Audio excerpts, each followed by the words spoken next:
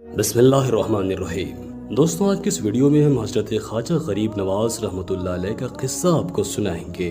کہا جاتا ہے کہ جب حضرت خواجہ غریب نواز حسن سنجری رحمۃ اللہ علیہ اپنے پیر و مرشد حضرت خواجہ عثمان ہارونی رحمۃ اللہ علیہ سے فیوز و برکات حاصل کر کے اللہ تبارک و تعالیٰ کی عطا سے ولایت کے مرتبے پر فائز ہو گئے تو ان کی اجازت سے سفر پر روانہ ہو گئے۔ سفر کے دوران آپ رحمۃ اللہ علیہ جہاں بھی قیام فرماتے، اگر وہاں آپ رحمۃ اللہ علیہ کی ذرا بھی شہرت ہو جاتی تو کہیں اور تشریف لے جاتے۔ یوں مختلف مقامات سے ہوتے ہوئے آپ رحمۃ اللہ علیہ مکہ مکرمہ پہنچے اور کچھ روز وہاں قیام کرنے کے بعد مدینہ منورہ چلے آئے اور روضہ رسول صلی اللہ تعالیٰ علیہ وآلہ وسلم کی زیارت سے مشرف ہوئے اور اسی کے قریب مقیم ہو گئے۔ ایک روز خواب میں حضور اکرم صلی اللہ تعالیٰ علیہ وآلہ وسلم کا دیدار ہوا۔ آپ صلی اللہ تعالیٰ علیہ وآلہ وسلم نے فرمایا، بیٹا حسن، تم آج کے بعد سے معین الدین ہو، یعنی میرے دین کے مددگار ہو۔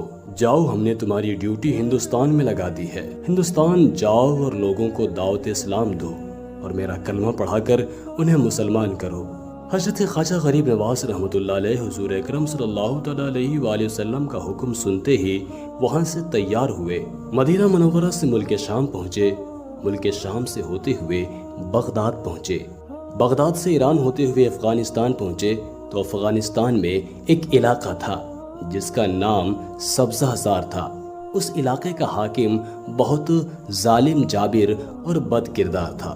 اس حاکم کا ایک بہت ہی خوبصورت قسم کا باغ تھا جو کہ شہر کے کچھ فاصلے پر تھا۔ اس میں طرح طرح کے پیڑ لگے ہوئے تھے اور ان درختوں پر طرح طرح کے پھل بھی ہوتے تھے۔ اس کے علاوہ بڑے پیارے پیارے پھولوں کے باغیچے لگے ہوئے تھے۔ جب شام کا ٹائم ہوتا تو ان پھولوں سے ایسی پیاری پیاری خوشبو آتی کہ انسان کی طبیعت میں سرور آ جاتا تھا۔ یہی وجہ تھی کہ ہر روز سبزہ زار کا حاکم شام کو اس باغ میں سیر و تفریح کے لیے آتا اور اس کے تمام ملازمین، تمام خادمین باغ میں سے ہر اس آدمی کو نکال دیتے تھے جو بھی وہاں سیر اور تفریح کی غرض سے آیا ہوتا۔ جب خواجہ غریب نواز رحمۃ اللہ علیہ اس علاقے سبزہ زار میں پہنچے تو آپ رحمۃ اللہ علیہ نے اپنے مرید خاص حضرت قطب الدین بختیار کاکی رحمۃ اللہ علیہ کو ساتھ لیا اور اسی باغ میں پہنچے۔ اس باغ میں ایک بہترین قسم کا حوض بنا ہوا تھا۔ آپ اسی حوض کے پاس تشریف لے گئے، اسی حوض سے وضو کیا اور 2 رکعت نفل نماز ادا فرمائی۔ نفل پڑھنے کے بعد اسی حوض کے کنارے مصلی بچھا کر قرآن پاک کی تلاوت کرنی شروع کر دی۔ ادھر شام کا ٹائم ہو گیا، حاکم سبزہ زار آنے والا تھا۔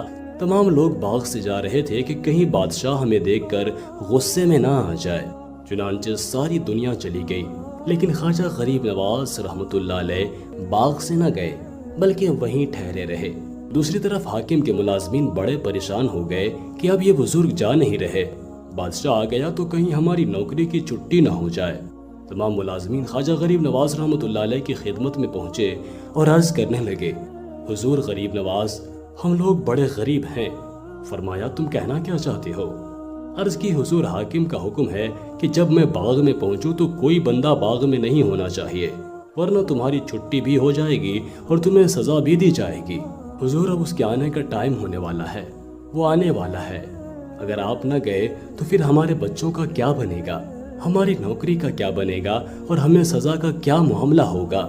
حضور، ہم غریبوں پر کرم فرماؤ اور باغ سے تشریف لے جاؤ، مہربانی ہوگی آپ کی۔ خواجہ غریب نواز رحمۃ اللہ علیہ نے ارشاد فرمایا کہ بادشاہ سے ڈرنے کی کوئی ضرورت نہیں ہے، انشاءاللہ میں بھی یہاں سے نہیں جاؤں گا اور تمہاری نوکری بھی نہیں چھوٹے گی، تمہیں سزا سے ڈرنے کی بھی کوئی ضرورت نہیں ہے۔ لیکن ملازمین نے کہا کہ حضور، ہمیں تو حاکم کے نام سے بھی خوف آتا ہے کیونکہ وہ بڑا ظالم ہے، کسی کا لحاظ نہیں کرتا۔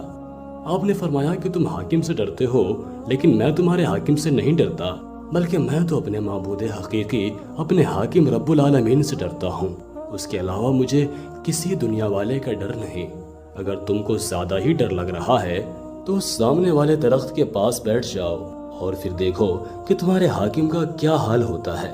اتنے میں باغ کے ملازمین نے زور زور سے پکارنا شروع کر دیا، خبردار، ہوشیار، حاکم وقت تشریف لا رہے ہیں۔ تمام ملازمین، تمام خدام، تمام نوکر جا کر ہاتھ باندھ کر کھڑے ہو گئے۔ حاکم وقت باغ میں پہنچا تو کیا دیکھتا ہے کہ ایک نورانی چہرے والا انسان حوض کے کنارے مصلی بچھائے قرآن پاک کی تلاوت میں مشغول ہے۔ بادشاہ نے جب یہ منظر دیکھا تو بڑے غصے میں آ گیا۔ تمام ملازمین کو اپنے پاس بلایا اور غصے میں لال پیلا ہو کر کہنے لگا، ارے کمبختو، کیا تم نے میرا حکم نہیں سنا کہ جب میں سیر کی غرض سے باغ میں آؤں تو کوئی بندہ باغ میں نہیں ہونا چاہیے؟ تمام ملازمین نے بیک زبان ہو کر ہاتھ باندھ کر کہا، جی حضور، آپ کا حکم ہمیں معلوم ہے۔ بادشاہ نے کہا، ارے پھر یہ بندہ کیوں یہاں بیٹھا ہے؟ تمام ملازمین خادمین کی ٹانگوں میں کپ کپی طاری ہو گئی۔ دل ہی دل میں خواجہ صاحب کو کہنے لگے، بابا جی نے ہمیں مروا دیا، ہم نہ کہتے تھے کہ بابا جی حاکم بڑا جابر ہے، بڑا ظالم ہے۔ خواجہ غریب نواز رحمت اللہ علیہ ملازمین کی حالت دیکھ رہے تھے۔ بادشاہ کو غصے میں دیکھ کر خواجہ غریب نواز رحمت اللہ علیہ نے اپنا نورانی سر مبارک اوپر اٹھایا اور حاکم پر ایک نظر ڈالی اور پھر اس کی کایا ہی پلٹ گئی۔ حاکم آپ رحمت اللہ علیہ کے جلال کی تاب نہ لا سکا اور بے ہوش ہو کر زمین پر گر پڑا۔ حاکم کے ملازمین، خادمین، نوکر چاکر بڑے پریشان ہوئے کہ ہمارے حاکم، ہمارے بادشاہ کو کیا ہو گیا۔ تھوڑی دیر تک حاکم بے ہوش پڑا رہا۔ تھوڑی دیر کے بعد خواجہ غریب نواز رحمت اللہ علیہ نے حاکم کے ایک ملازم کو فرمایا، کیوں بھائی، کیا یہی تمہارا جابر اور ظالم حکمران ہے جو کسی کو گنتی میں شمار نہیں کرتا، جس کے خوف سے تمہاری سانسیں اٹکی ہوئی تھی، جس کی دہشت سے تمہیں اپنی نوکری کا خطرہ محسوس ہو رہا تھا؟ دیکھو خادموں، اپنے آقا کو دیکھو، اپنے بادشاہ کو دیکھو، اور پھر میرے اللہ تبارک و تعالیٰ کی شان کو دیکھو جس نے ہمیں یہ عزت، یہ شان عطا فرمائی ہے۔ ملازمین نے عرض کی، حضور، ہم آپ کی بزرگی کو مان گئے، واقعی آپ اللہ کے بہت مقبول و محبوب بندے ہیں۔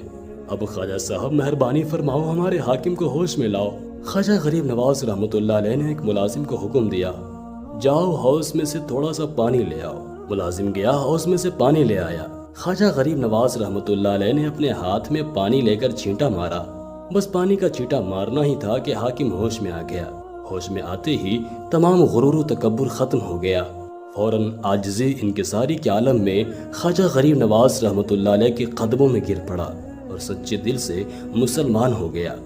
حضرت خواجہ غریب نواز حسن سنجری رحمت اللہ علیہ کا غلام بن گیا۔ اس کا مرید بننا ہی تھا کہ تمام سبزہ کے لوگوں نے خواجہ غریب نواز رحمت اللہ علیہ کے ہاتھوں پر سچے دل سے توبہ کی اور تمام کے تمام بیعت ہو گئے۔ پورا شہر سبزہ غریب نواز رحمت اللہ علیہ کا مرید ہو گیا۔ اللہ تعالیٰ قرآن مجید کے اندر ارشاد فرماتا ہے، الا ان اولیاء اللہ لا خوف علیہم ولا هم یحزنون، بے شک اللہ والوں کو نہ کوئی خوف ہے اور نہ ہی کوئی غم۔ اللہ تعالیٰ سے دعا ہے کہ ہمیں اپنے اولیاء کی محبت عطا کرے اور ان کے نقش قدم پر چلنے کی توفیق عطا فرمائے، آمین۔ امید کرتے ہیں کہ آج کی یہ ویڈیو آپ کو ضرور پسند آئی ہوگی۔ ویڈیو کو لائک کرنے کے ساتھ ساتھ دوستوں کے ساتھ شیئر بھی ضرور کر دیجیے گا۔ اپنا بہت سارا خیال رکھیے گا۔ اللہ حافظ۔